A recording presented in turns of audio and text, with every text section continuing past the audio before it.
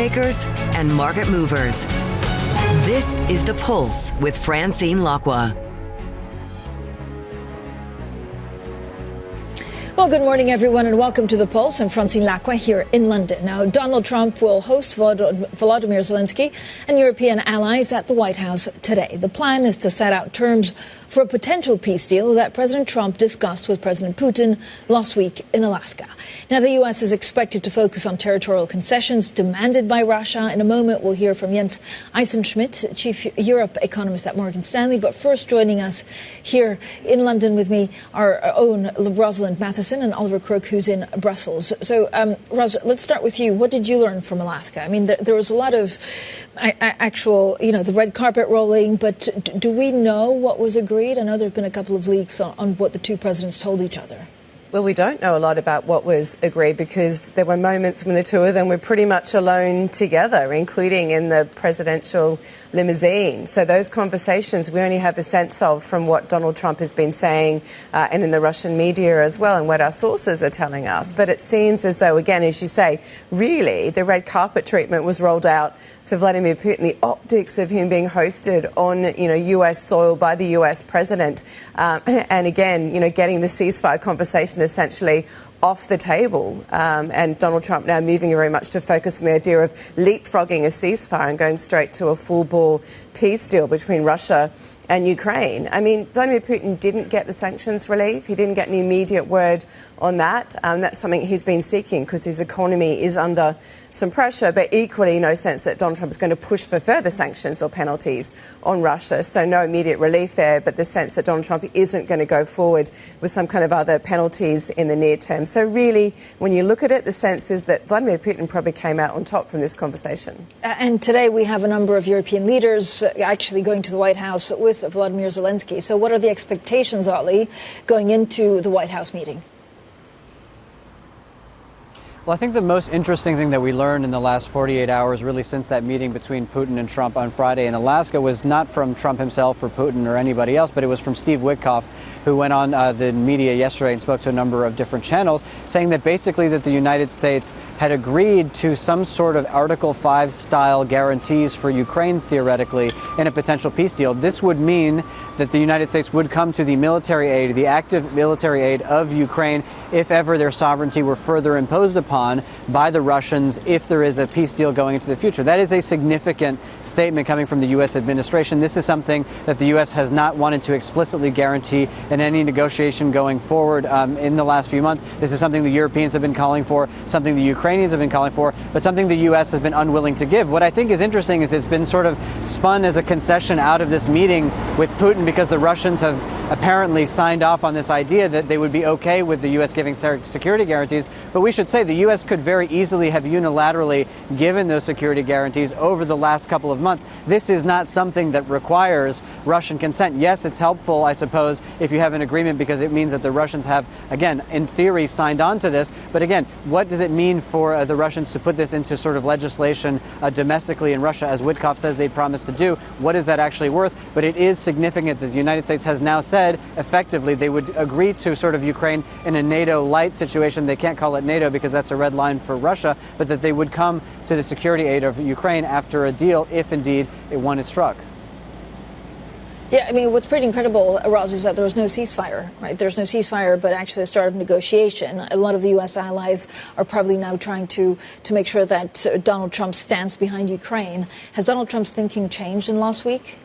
Well, certainly he is moving in his head, it seems, straight towards a full peace deal. And what does that mean? And how quickly is he going to be pushing for this to happen? And that's the scramble today that we're going to see with these conversations in Washington, is don't go too far too quickly in terms of his understanding what he thinks would be territorial concessions, for example, by Ukraine, that he wants to get done to have this deal take effect. So there's that kind of shift in thinking towards no ceasefire, full peace deal. And what does that look like? And do you race to do that very, very fast? The onus seems to be also in Donald Trump's messaging a bit back on Ukraine. He was saying overnight, the Ukrainian president could do a deal pretty quickly if he wanted to.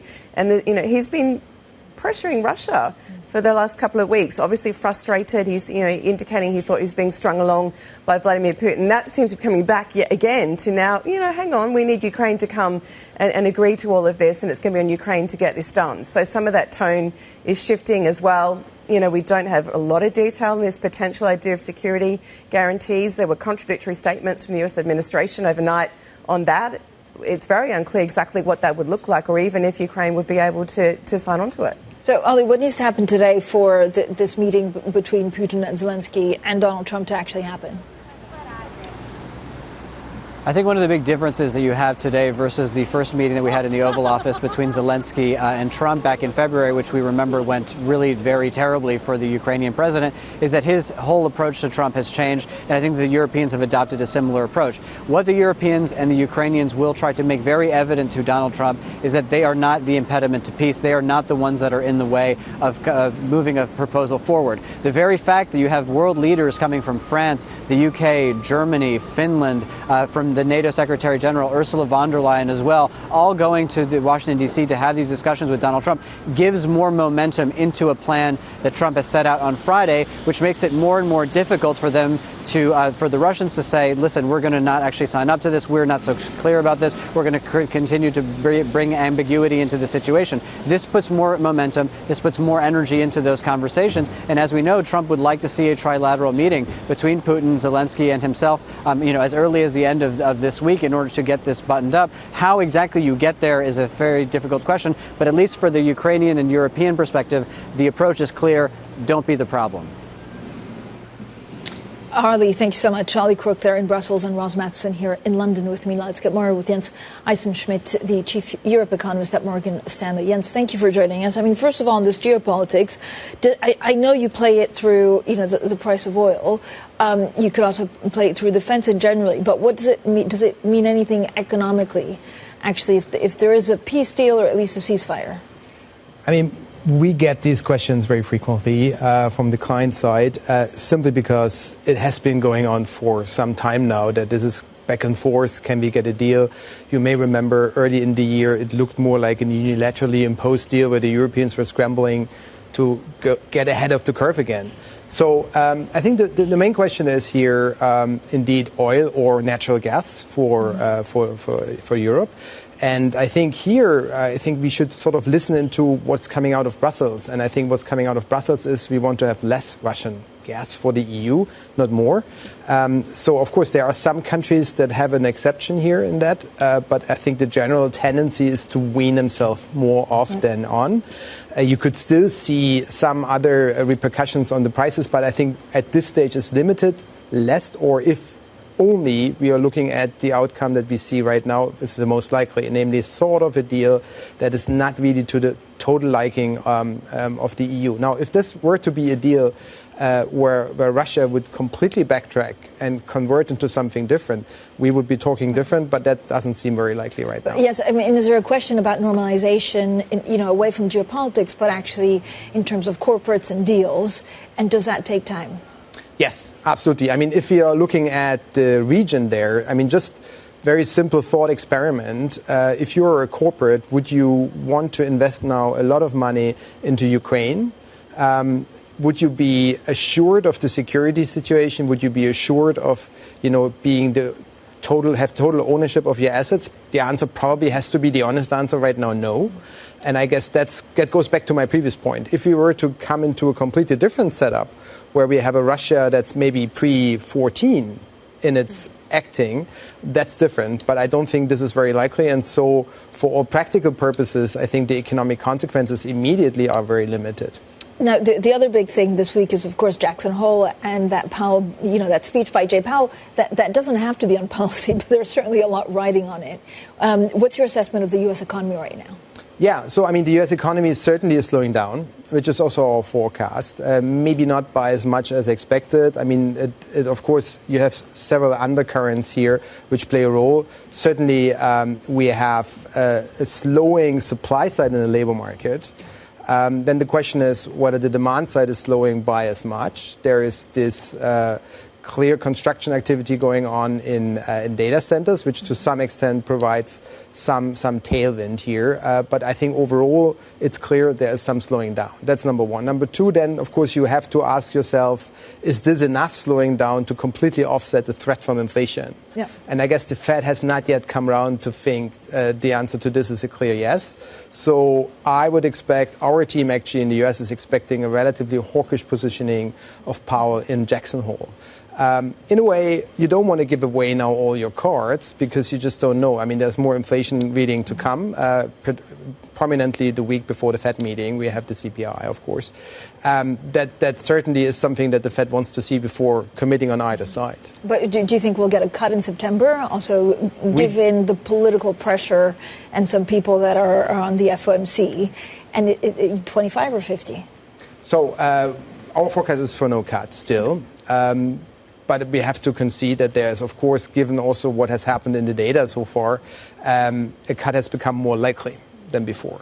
Still, our base case is no cut in September. And I guess the answer would be if we were to get data in keeping with us moving to a cut, then it would rather be 25 than 50. How does that translate for the European economy? Yeah, no, I think this is a very, very good question. I think right now we are coming out of and I think that was also interesting to see the pricing. We're coming out of the July meeting, which the markets took as very hawkish.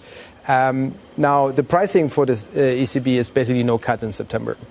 And when the pricing moved in the US for the September cut to be almost fully priced in, almost nothing changed on the European side. I think the key here is, of course, the exchange rate. The key here is, of course, also whether, for instance, the data front in the US looks like as if there would be more cuts to come, in which case the ECB can't stand just in and ignore that. Our own expectation is we will see a cut in September. But of course, that's something very much, as in the US case, dependent on the data. Here we are looking at the PMIs more than anything else. But we have already seen signs of impeding weakness. If you look at the IP data that we got in August, if you look at the orders data out of Germany, then the trade agreement is probably a little bit worse than what the ECB had expected. Staff would very likely, in my view, go into that meeting in September recommending a cut.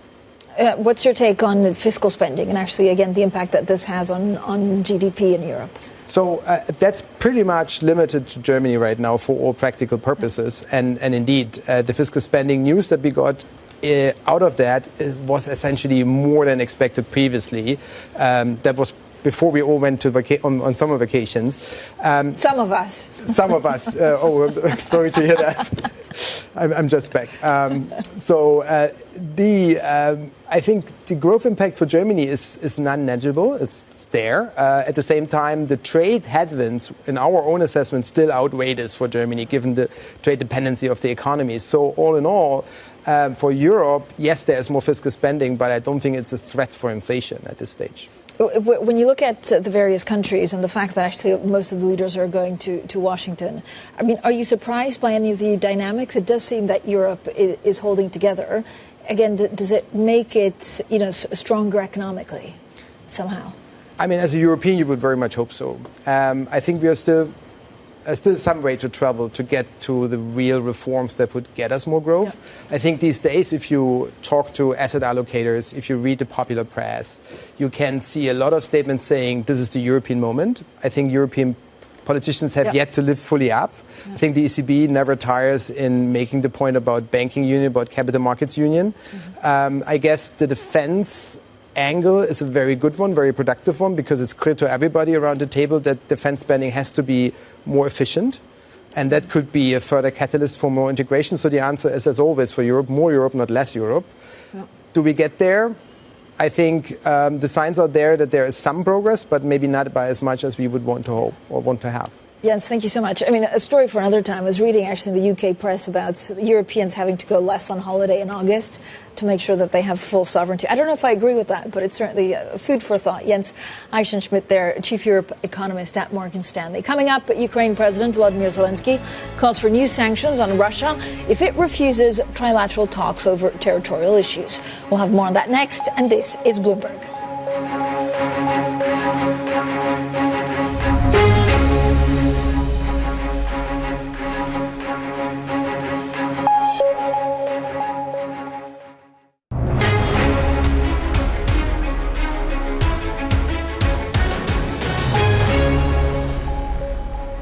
to use this momentum because President Trump invested a lot of political capital to get it done. There is a readiness, at least readiness on the Russian side to talk. And now we need to use this momentum, but we have to talk from the position of force, and we have this possibility. So the stakes are high, the expectations are high. Well, that was the Ukrainian ambassador to the EU speaking to us earlier this morning. Now, speaking in Brussels on Sunday, Ukraine's President Volodymyr Zelenskiy called for new sanctions on Russia if it refuses trilateral talks over territorial claims. Since the territorial issue is so important, it should be discussed only by the leaders of Ukraine and Russia at the trilateral Ukraine, United States, Russia. So far, Russia gives no sign that trilateral will happen, and if Russia refuses, then new sanctions must follow. Well, let's talk to Nigel Gould-Davies, a senior fellow for Russia and Eurasia at the International Institute of Strategic Studies. Thank you, Nigel, for joining us. First of all, European leaders are going to Washington, to the White House, to speak to Donald Trump. What are or what should their goals be? Their goal in the wake of the Alaska summit last Friday is, in the first instance, to prevent the slide of White House policy further towards Russia. What we saw at the end of last week was a profoundly alarming development for Europeans who had worked very hard the previous week to engage President Trump and those around him to keep his position, his latest position, I have to say, fairly strong. But what we saw was something like a 180-degree flip on President Trump's side, having gone into the summit saying he wanted an immediate ceasefire, he'd be very unhappy if that didn't happen, and that severe consequences of Russia would follow. We've seen that position dismantled. He seems to be accepting Putin's view that the only way to end the fighting is a comprehensive peace that would appear to adopt essentially Russian positions. So it's really a matter of stopping the further decline and slide towards Russia, and to provide visible and tangible support for Ukraine. That's very important. So Trump understands he's not just talking to Ukraine, but to the whole of Europe. But strategically, Nigel, is this trying to reverse some of the things that Donald Trump has agreed to? Is there any hope actually for security guarantees? Or are the Europeans trying to push the policy in a way where actually, President Putin has no choice but to refuse it? Well, ultimately, we are approaching a moment of truth where President Trump has to decide whether he's going to take a Russian view or a European view on the nature of this war and what is needed to end it.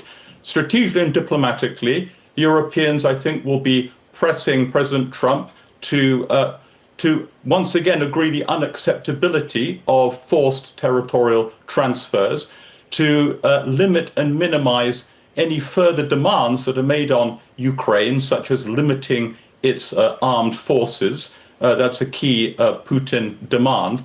And if peace is to come, to ensure there are robust and effective security guarantees. One of the big problems with security guarantees is that Russia's view is that Russia will be a future guarantor of Ukrainian security, which is an extraordinary and perverse position, given that it's Russia that has invaded Ukraine. So the Europeans will want to ensure that in any arrangement like that, Russia does not have a veto on whether security guarantees are implemented or not, should Russia itself resume its aggression. Are there concrete outcomes today? Do you think something concrete will happen, or is it just further talks down the road? I suspect it will be further talks. What we've seen in recent months is, in effect, a kaleidoscope that keeps turning. Every time it turns, the pieces of the puzzle arrange themselves in a new picture, a new shape. And that kaleidoscope is turning faster and faster and faster. Ultimately, I think the moment of decision will come when Trump can no longer avoid clearly choosing between essentially a Russian view of the war and an outcome to it. And on the other hand, the European and Ukrainian view. Europe is there, above all, to bolster Ukraine. And Europe will hope that Trump's warm personal relations with individual European leaders, as well as the fundamental stake that America has in European security, will ensure that Trump hews to the Ukrainian and European point of view and avoid trying to impose a form of peace that really will not guarantee a full and final end to the war, but that would at best be the prelude to a future further act of aggression against Ukraine and possibly Europe. Russia has invaded twice. Yeah. Could do a third time. It seems that Donald Trump. Yeah, it seems that Donald Trump is also, posting on social media things like President Zelenskiy of Ukraine can end the war with Russia almost immediately. He's talking about NATO and things like that. I mean, could we see a showdown like we saw a couple of months ago with President Zelenskiy being humiliated in the White House? That's a profound worry. Everyone remembers that, of course. What's followed since was a mending of fences. The last few months until the Alaska meeting had seemed positive and encouraging for America's relationship with Ukraine and with Europe. Look particularly at the NATO summit at The Hague in June. There were very warm atmospherics, and President Trump seemed to reaffirm his commitment to European security. But we know what a volatile and unpredictable White House this is. And above all, that's the reason why the Europeans are there, to be a visible, demonstrative presence of support and ensure that President Zelensky is not once again isolated, invulnerable to some kind of sudden hostile turn on the part of President Trump. Nigel, who does President Trump listen to amongst the European leaders? This is the paradox. On the one hand, from MAGA, we have a quite a hostile rhetoric towards the idea of the European Union. On the other hand, we have these warm and cordial and effective working relationships with Prime Minister Starmer, with President Macron, with Prime Minister Meloni, with Alexander Stubb of Finland as well. They are great golfing companions. He seems to have a very good rapport there. And also Mark Rutte, the Secretary General of NATO. They're all there in force. Some have cancelled their holidays at short notice to be there. That rare collective visit of senior European leaders is palpable, visible demonstration of the stakes that Europe feels are present at this meeting. Nigel, thank you so much. Nigel Gould-Davies there, Senior Fellow for Russia and Eurasia at the International Institute of Strategic Studies. Coming up is AI coming for your job. We discuss how the global labor market is being shaped by economic uncertainty and the rise of automation. That's next. And this is Bloomberg.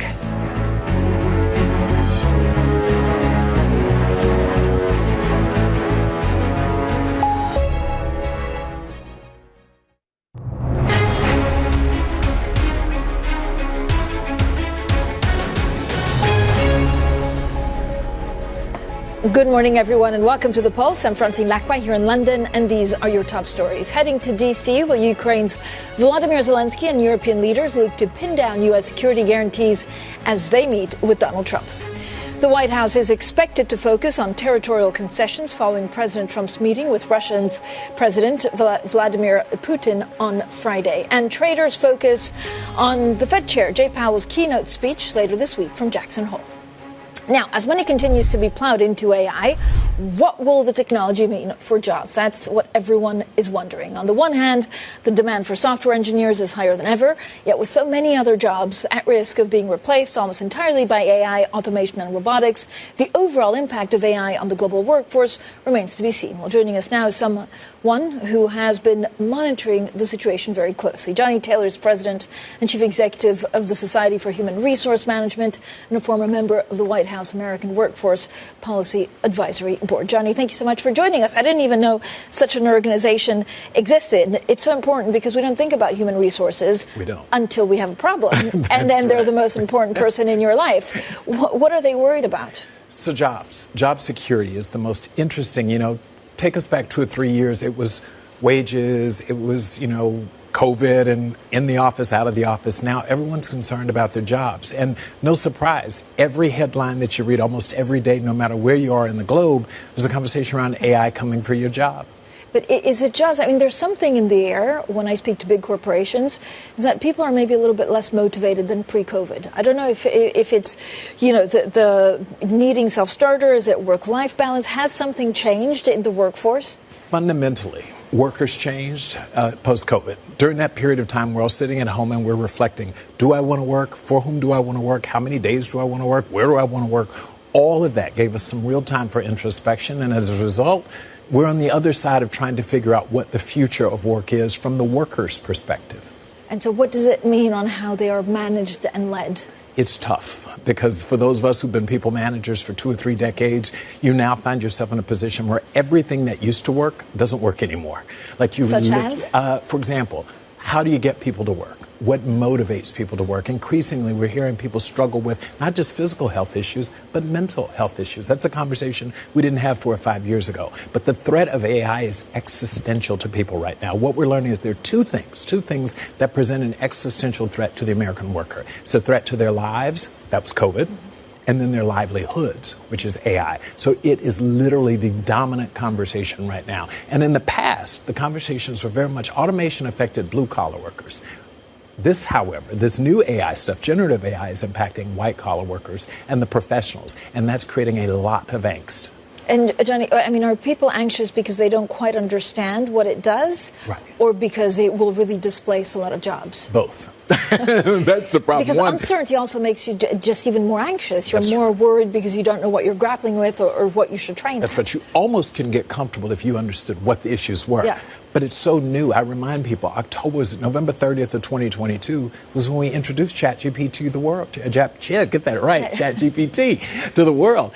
So it's not that long ago that none of us were even thinking about this. Now, all of a sudden, there's a headline from Bezos who says your job may go away, or Gates says your job will go away, teachers and physicians, jobs that we historically thought were safe, maybe not so much. So what's the right way of thinking of this? If you're a human resource director, if you're like a big manager or leader, how first of all, do you get your employees behind you? Yes. And what are the challenges you need to face in the next 3, 6 months, and then 3 years? So it's all about skills readiness, cross-skilling, reskilling, cross-training, et cetera. What we told employees is listen, AI in and of itself won't come for your job. Someone who is proficient in AI will take your job. And so the idea is you've got to reskill. You've got to take your advancement into your own hands. Professional development is not just the company's job or not just the task of high promotable people. It's for everyone. So ultimately, lifelong learning. Yeah, and again, the question is with what tools? Right. So is that up to the company now, that's to come up with it, or is it you? Absolutely. That's the HR job, HR and the senior management writ large. The responsibility is to ensure that you have the tools to reskill because they're not expensive. Many of us wouldn't know what to do if you gave us a pot of money and said, go retrain. So very much this is our job to facilitate lifelong learning, not just talk to you about it. Do employees want to learn new skills, or if they're not motivated, maybe like they used to be, is it a bigger challenge? Well, the motivation now is unemployment, and people are seeing jobs be displaced. There's not a day that goes by where you look in the media, some major company says, I'm laying off people because of AI. IBM did that recently, for example. If you don't think that serves as a motivator for people, we're wrong, because people get it. John, is there a place or a group of jobs that you don't think will be displaced? So that's the big question. I thought so for a long time. But as we've gone from 2022 to now, increasingly that number is smaller and smaller. What we do know is about, in the U.S., we estimate about 10%, 9.2% to be exact, of the jobs we think are really at risk of full displacement. Yeah. Our sense is that more jobs will transform versus be displaced. But 10%, in a workforce, for example, in the U.S., 160 million people, 10% of those jobs going away is significant. How do you think it rechanges how human resources work? I've heard of pilots, yes, for example, of people, in smaller companies saying, I'm going to do an algorithm through AI that will tell me who's at risk of leaving the company. There are tons of companies doing that, actually, startups that are saying, we're going to help you decide which of your jobs can be automated. Yeah. And that, again, creates a lot of concern for employees when you hear that your company could actually be... Back in the day, we'd have the big consulting firms come in and tell us what should be replaced. Now there are algorithms that will tell your employer what part of your work and potentially all of your work that could be outplaced. But that's a danger, isn't it? I mean, I was talking about also people that maybe are flight risk, so people that want to leave the company. That's right. But I heard there's then a big backlash of employees saying, well, that's not how I want to be managed. That's what we're up to. So that's what we're trying to figure out in this post-COVID world. Exactly the point is what happens if the employees rebel and say, that's it. I'm not going to allow you to do this to me or my neighbor. And that's the risk that we pose. So there's a tension right now in the workplace. Employers want productivity, increased efficiency, et cetera. Employees want job security, and thus the battle. Johnny, thank you so much. I mean, it's, I know, a conversation that we'll have again and again. Johnny Taylor, their president and chief executive of the Society for Human Resource Management. Now, we also talk about oil trading slightly lower this morning as traders turn their attention to Donald Trump's meeting with Volodymyr Zelenskiy. The Ukrainian leader is under pressure to reach a peace deal with Russia that involves ceding territory. Let's get more with Anthony DePaula, our energy markets reporter in Dubai. So, Anthony, good morning. What would a deal mean for the oil markets? Good morning. Yeah, well, it really depends on what kind of deal we get. If there's a deal that continues to move towards a ceasefire, towards some kind of peace, then we would probably have to see some kind of loosening in terms of any kind of restrictions around Russian oil. But that would, of course, require real moves towards peace there to get that Russian oil moving more freely. What we don't really see the idea either way that there's going to be much move on oil when we look at the oil markets. We're down slightly today, a little bit weaker than we were last week. But Trump had been threatening serious consequences if the Russians didn't agree to peace, didn't agree to a ceasefire. The meeting came and went on Friday without any of those agreements in place, and we didn't see any of those serious consequences. So it's still kind of a wait and see. But the market has not been bidding up oil, has not been reacting in a way that suggests that they think any Russian oil is going to come off of the market. What we do have are some tariffs on India for buying Russian oil. But that oil, as the market seems to do, is finding a home, probably in China. So we'll see some of the flows shift without really a reduction in supply, Francine. So, Anthony, could a deal also mean that China is actually not hit with secondary tariffs? Yeah, well, China's off the hook at the moment. There are other talks going on with China over trade and the potential tariffs that could be in there. So Trump has said he will hold off on putting any additional tariffs or secondary tariffs, whatever he calls them, on China for its purchases of Russian oil. But what we're already seeing is some of that shifting of that flow of those barrels from India towards China as India faces those tariffs on itself, and as some of the refiners scramble to look for other barrels, looking for oil from the Middle East, looking for some barrels from the Americas to replace some of that Russian crude going there. So we're seeing that shift already, but we're not seeing the additional sanctions or tariffs put on China that would really choke off that flow, and we're not seeing wholesale additional sanctions put onto Russia or even enforced more forcibly that would cut off the flow. Of course, oil price is a very important factor that Trump politically wants to keep it low, wants to keep gasoline prices low, and so that's an issue here as well too. So, you know, he's weighing up all those issues, and we'll see how it comes out today with this meeting, whether it is Trump telling Zelensky and the Europeans what Putin wants and that he backs that position, or whether they do really strategize for a move to a final and lasting peace, Francine. Anthony, thank you so much. Anthony DePaula there, our energy markets reporter in Dubai. Now, bond traders face an important moment this week when the Fed Chair Jerome Powell delivers his keynote speech at Jackson Hole.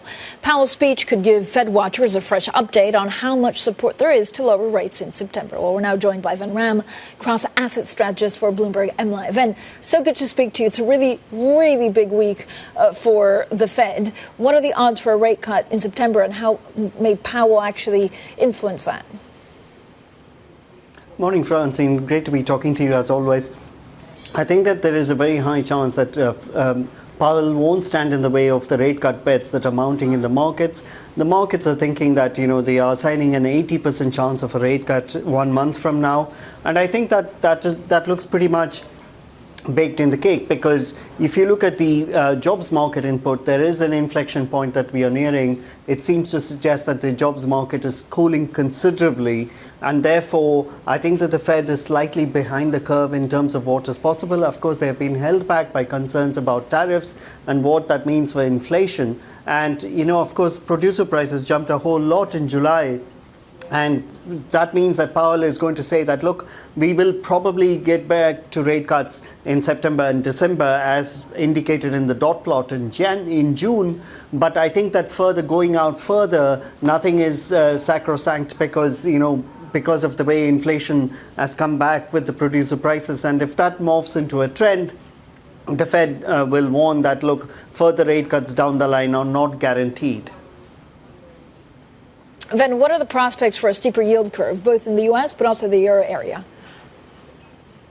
Well, I think that, the steepening of the yield curve in the U.S. has got further to run, Francine, because if you look at the front end, I think that, we are likely to revisit the 350 levels on the 2-year, because, the Fed, as we just discussed, is likely to usher in 2 rate cuts this year. So I think that the front end is going to get a bid. The longer end is going to be relatively anchored because of concerns about deficit, and also what it means to have someone who is going to be more willing to be able to cut rates for the Fed when the new nominee is appointed, and what that means for inflation dynamics down the road. So I think that we are setting ourselves up for a pretty steep curve.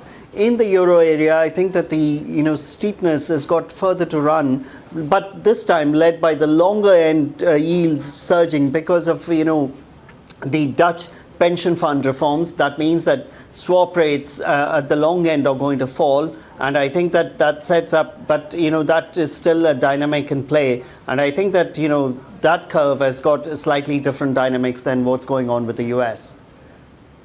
Ven, thank you so much. Ven Ram there from our MLive team. Now, Novo Nordisk shares have jumped after the Danish drug maker's Wegovy obesity drug won U.S. approval to treat a serious form of liver disease. The shot was cleared for the disease known as MASH in adults with moderate to advanced scar tissue in the liver.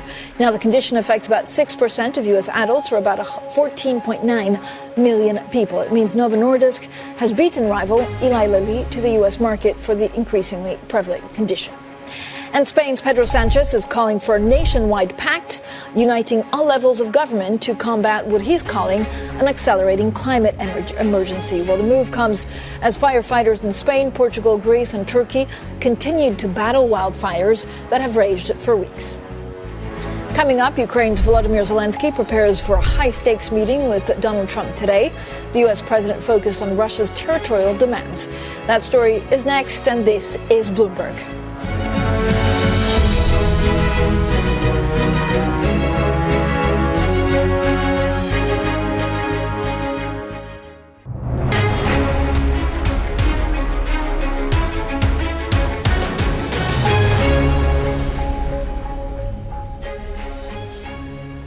The conversations that matter, the insights you need. This is The Pulse, and I'm Francine Lacqua here in London.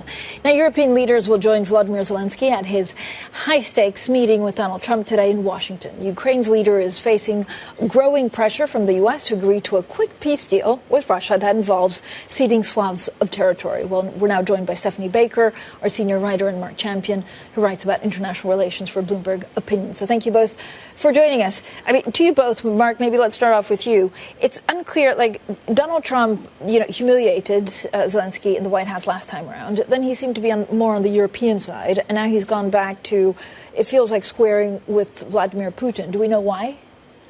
I think we don't really know why. I mean, it just seems very clear to me, at least, that, for some reason he has a real affinity for President Putin. He enjoys meeting him. It's the kind of environment he's comfortable in, more comfortable than with a bunch of, liberal European leaders, for example.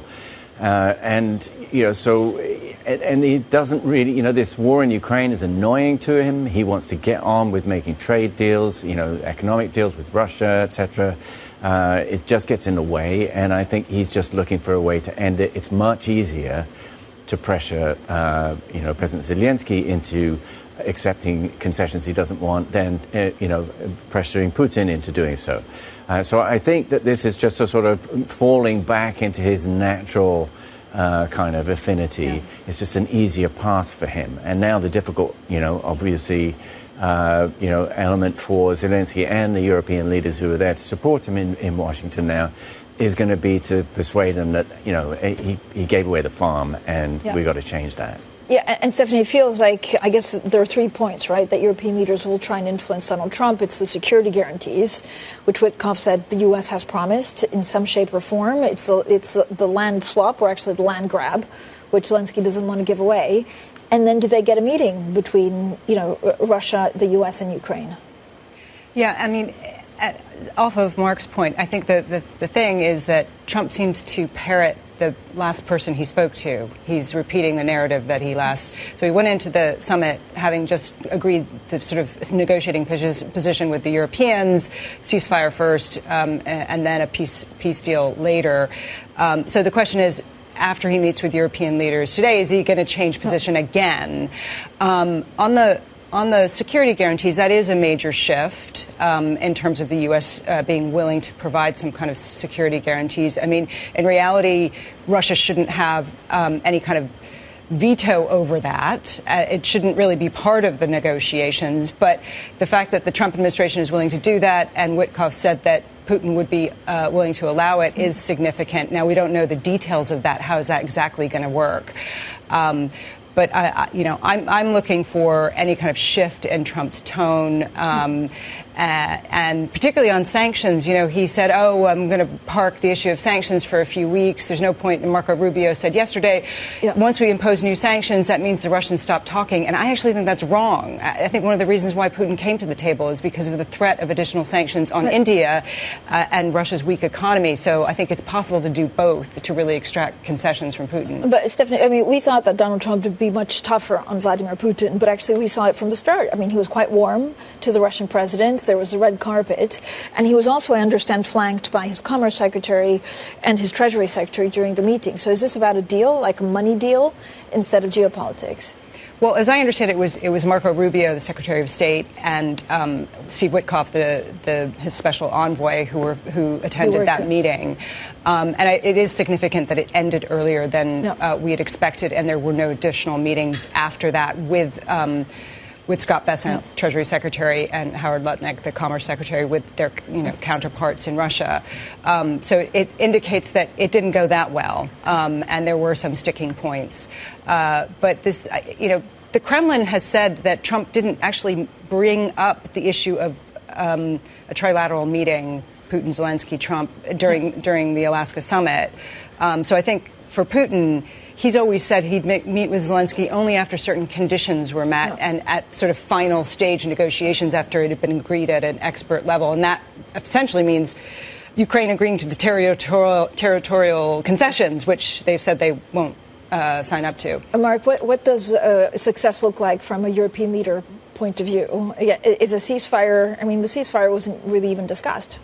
Yeah, so that was the real shocker for the Europeans, really.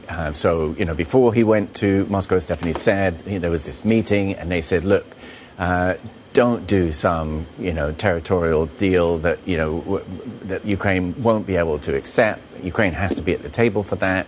For this meeting, just focus on a ceasefire. And he agreed. He said before he was going in, we're going to focus on a ceasefire, see what we can do. It's going to be a look, see, listen meeting. And he did exactly the opposite, right? He talked about territorial concessions and agreed with Putin's position, which all along has been no ceasefire, just a settlement, which is, very detrimental to the Ukrainians.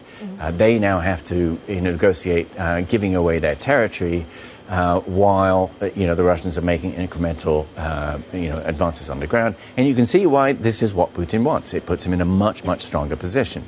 All in all, it's pretty disastrous for the Ukrainian president. And what he'll be looking for today, and the Europeans will be looking for today, is some way to walk that disaster back.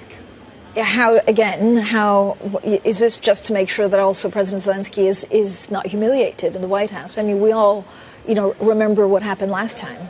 Well, yeah, absolutely. I mean, that will be part of the issue. I mean, presumably they'll be in the same room, in the same meeting. I'm not 100% sure. Maybe he'll talk to Zelensky first and the Europeans later. I don't know. But that's what the purpose is, to make sure that, he doesn't get just mugged again. And that, there is support for him, and that Trump understands that this isn't just about, some issue between the Ukrainians and the Russians. This is also about European security. Is there a European leader that Donald Trump listens to more than others that can really help? Well, he seems to be listening to Keir Starmer quite closely, and Keir Starmer has reinforced his support for Zelensky. So I think that's one of the. But this is a high-powered delegation. Yeah. It's all the leaders of the biggest European countries. Giorgia Meloni of Italy, who has been, close to various figures in the Trump world. I think that could change the way he starts talking about further talks with Russia. I'll be looking for, is there going to be a kind of pool spray? Is there going to be another event in the Oval Office with Zelensky or other European leaders, or will they follow what the format of Alaska, where they didn't take questions and Trump didn't talk? Marco Rubio has said that he did not want to be releasing details on the talks because you can't do these negotiations in public. There's a lot we don't know about what they discussed. There's an awful lot that we don't know. We know that the issue of Ukraine giving up the 25% of Donetsk, that Russia doesn't control, was on the table, but we don't actually know what they discussed, and was that a sticking point for Trump? So I'm looking out for further details on what exactly did they cover on 2 hours and 45 minutes of talks. Yeah, there's many questions, not many answers for the moment. Thank you both for joining us. Stephanie Baker, our senior writer, Mark Champion, columnist for Bloomberg Opinion. Now, hundreds of thousands of Israelis took to the streets yesterday to protest against Prime Minister Benjamin Netanyahu's plan to expand military action in the Gaza Strip. Organizers said as many as 500,000 people attended the main rally at Tel Aviv, a massive turnout by Israeli standards. And Bloomberg has learned that China's top envoy Wang Yi is traveling to New Delhi today in his first trip to the country in over 3 years. Well, the visit is seen as an effort by Beijing to ease tensions with India and comes as President Trump's tariff policy pushes the two countries closer together. The Indian Prime Minister Narendra Modi is expected to visit China in August, his first trip there in 7 years. Now, this is what we're expecting for the week book. Actually, the week book ahead is going to be a busy week.